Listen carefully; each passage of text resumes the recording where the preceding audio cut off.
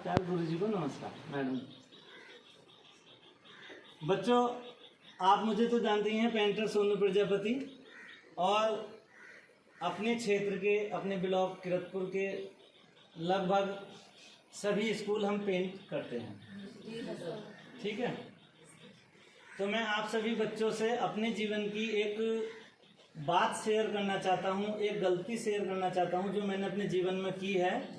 वो गलती आप जीवन में ना करें, इसलिए मैं आपके पास आया हूँ और मैंने गुरुजी से अपनी बात का प्रस्ताव रखा। गुरुजी बहुत अच्छे हैं जो मेरी बात मान ली, और आप बड़े ही भाग्यशाली हो कि आप इनके डायरेक्शन में पढ़ रहे हो, इनके अंडर में पढ़ रहे हैं। मैडम भी बहुत अच्छा पढ़ाती हैं।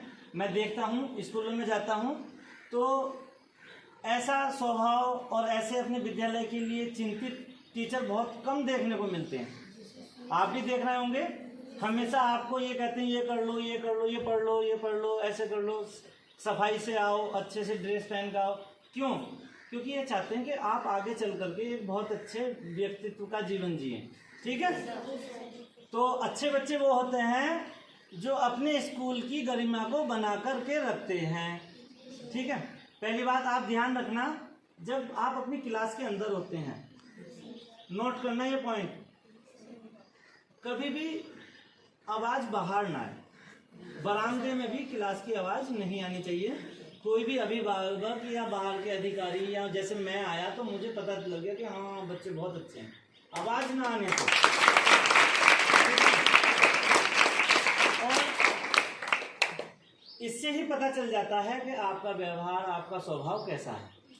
हाँ, जिस स्कूल में शोर ज़्यादा मचता है, समझ लो कि बच्चे बहुत ज़्यादा बुद्धू हैं। ठीक है, तो मैं आपसे अब अपनी घटना शेयर करना चाहता हूँ। बच्चों, मैं स्कूल में पेंटिंग का काम करता हूँ, और जैसे पेंटिंग का काम करते वक्त गुरुजी ने कहा कि आप ये स्काउट गाइड का चित्र बनाओ। तो गुरुजी ने मुझे स्काउट गाइड की किताब दी, और उसमें बहुत अच्छी अच्छी बातें लिखी हुई थी और चित्र भी थे, मैंने वो बना दिए। अब गुरुजी जो थे वो शाम को अपना छुट्टी हुई और वो चले गए। ठीक है, तो वो किताब मेरे पास रह गई।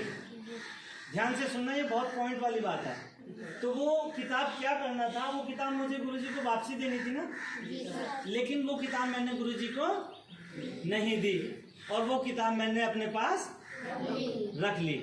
मेरे माइंड में क्या था, मेरे माइंड में एक लालच था, और कई सारी अच्छी अच्छी किताबें, सरकारी किताबें आती हैं, इसमें चित्र होते हैं। जैसे बच्चे को माँ पढ़ाती हुई, टीचर ने कहा कि भाई हमारे स्कूल में ये चित्र बना दो, तो हमने सोचा कि इसके अंदर जो लिखा हुआ है वो बहुत अच्छा है और हमारे बच्चे इसको पढ़ लेंगे। तो हमने ये किताब गुरुजी को नहीं लौटाई। तो ये क्या हो गया? चोरी। जब हम किसी से कोई भी चीज़ बिना बताए, उसकी बिना स्वीकृति के वो चीज़ रख लेते हैं, ये चोरी कहलाती है। तो हमने क्या किया, हमने पुस्तकों की अनेकों स्कूलों से चोरी की। हमने वो पुस्तकें जो थी टीचर को न लौटा करके अपने पास रख ली। उसमें चित्र अच्छे थे, अच्छी बात लिखी हुई थी। हम सोचते थे कि अब इकट्ठी हो जाएंगी बहुत सारी किताबें तो हमारे बच्चे पढ़ लेंगे और वो बहुत ज़्यादा होशियार होंगे। हमारे बीच में उपस्थित है हमारे राघव भैया, आओ। ये मेरा बड़ा बेटा है और इंटर में पढ़ता है। जब ये पढ़ता है तो इसको नींद आने लगती है, एकदम सो जाता है। ऐसा नहीं है माइंडेड नहीं है, बहुत टैलेंटेड है, लेकिन कुछ भी पढ़ता है ऐसे स्लिप हो जाता है। एक तरीके से हम पढ़ना तो चाहते हैं लेकिन हमारे अंदर प्रवेश नहीं कर रहा। उसका कारण बैठ दो, उसका कारण मैं हूँ।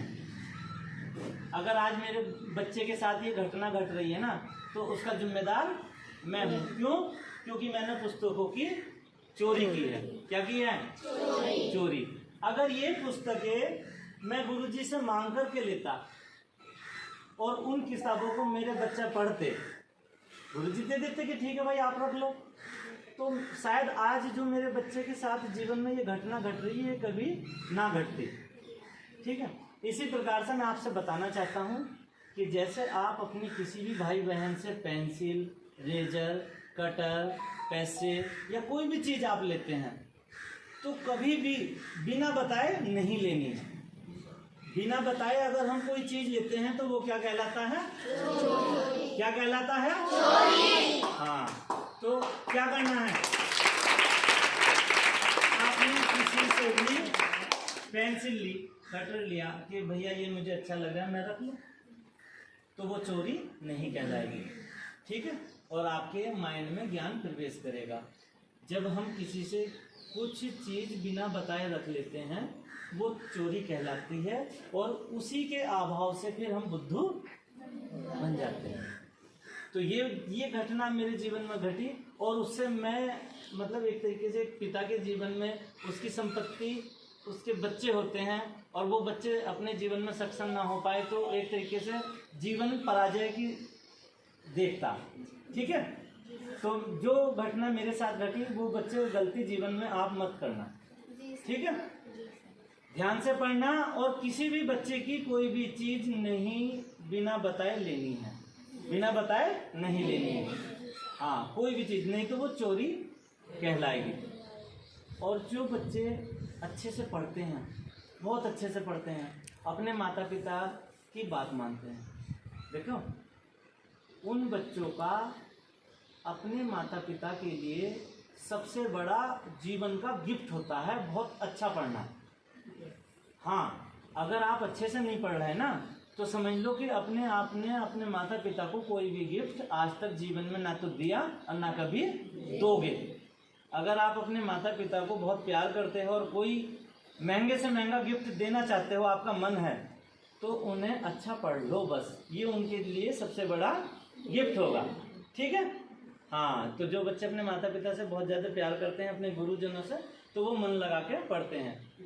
ठीक है, इसी बात के साथ मैं अपनी बात को विराम दूंगा। ये जो पुस्तकें हैं इस तरीके की वो मैं गुरुजी को देता हूँ। अब ये गलती आप मत करना, जिससे भी लोग हैं वो पुस्तकें वापसी करना। ठीक है, नमस्कार। तो ये मैंने अपने जीवन की आपको घटना बता दी। अब आप इस जीवन में दोबारा मत दोहराना, क्योंकि आप तो आपके बच्चे भी बुद्धू होंगे, मतलब पीढ़ी खराब हो जाती है बेटे। किसी से भी कोई भी चीज़, अपने निजी जीवन में भी, ये तो शिक्षा का जीवन है। अब जब आप निजी जीवन में भी जियोगे तो जो भी चीज़ लेनी है बता के लेनी है, चाहे वो कितनी महंगी हो। ठीक है, हाँ, कोई भी चीज़ बता के लेनी, बिना बताए किसी से जीवन में कोई चीज़ यूज नहीं करनी। संकल्प कर लो और आपका जीवन आनंदमय हो जाएगा। हाँ, ठीक है, नमस्कार।